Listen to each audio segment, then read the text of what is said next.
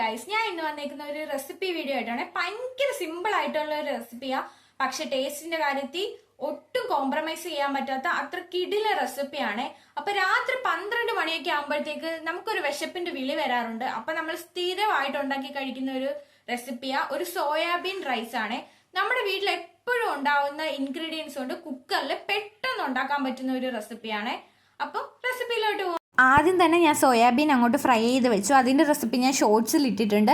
അതിനുശേഷം ഞാൻ കുക്കർ എടുത്ത് അതിലേക്ക് 1 കപ്പ് അരി കഴുകി ഇട്ടിട്ടുണ്ട്. ഞാനിവിടെ പച്ചരിയാണ് എടുത്തിട്ടുള്ളത്. അതിലേക്ക് ഒരു ചെറിയ പീസ് പട്ട, ഗ്രാമ്പു, ഏലക്ക എല്ലാം കൂടി ഇട്ട് കൊടുത്തിട്ടുണ്ട്. അതിനുശേഷം നമ്മൾ ഏത് കപ്പിലാണോ അരി എടുത്തത് അതേ കപ്പിൽ തന്നെ 2 കപ്പ് വെള്ളമാണ് അളന്നൊഴിച്ചു കൊടുക്കുന്നത്. അതിലേക്ക് 1 സ്പൂൺ നെയ്യ് ഇട്ട് കൊടുക്കുന്നുണ്ട്, ഒരു നല്ല ഫ്ലേവറിന്. പിന്നെ അരി ഒട്ടിപ്പിടിക്കാതിരിക്കാൻ വേണ്ടിയിട്ടാണ്.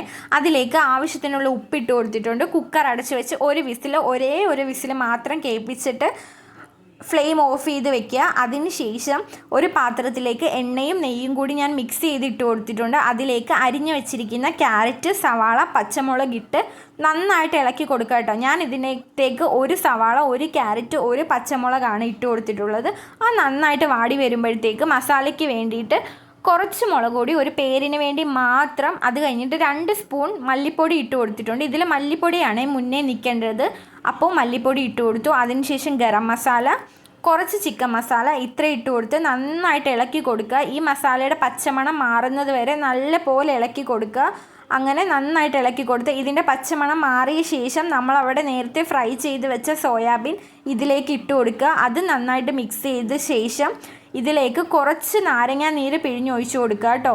ഈ നാരങ്ങ ഒഴിച്ചു കൊടുക്കുന്നത് ഭയങ്കര ടേസ്റ്റ് വരും. നമ്മുടെ മസാലയ്ക്ക് ഒരു മാജിക്കൽ ടേസ്റ്റ് എന്നൊക്കെ പറയാം. അത്ര അധികം ടേസ്റ്റാണ് നമ്മുടെ മസാലയ്ക്ക് ഈ നാരങ്ങ ഒഴിച്ചു കൊടുക്കുമ്പോൾ. നിങ്ങൾ ട്രൈ ചെയ്തിട്ടില്ലെങ്കിൽ ട്രൈ ചെയ്ത് നോക്കുക കേട്ടോ.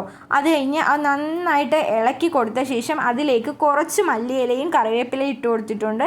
എൻ്റെ കയ്യിൽ ഇപ്പോൾ ഇത്ര മല്ലിയില ഉണ്ടായിരുന്നുള്ളൂ. എൻ്റെ മല്ലിയില കഴിഞ്ഞു, നിങ്ങളുടെ ഇഷ്ടത്തിന് ഇട്ട് കൊടുക്കാം.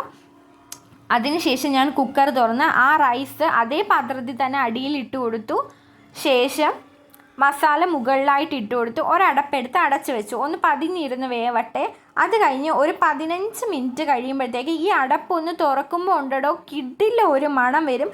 ഭയങ്കര സ്മെല്ലും ഭയങ്കര ടേസ്റ്റുമാണ്. അത് കഴിഞ്ഞ് നന്നായിട്ട് മിക്സ് ചെയ്യുക. ഒരു പ്ലേറ്റിലേക്ക് ഇടുക, കഴിക്കുക. അടിപൊളിயாக ട്രൈ ചെയ്ത് നോക്കുക. അപ്പോൾ ഇത്രയേ ഉള്ളൂ നമ്മുടെ വീഡിയോ. ബൈ.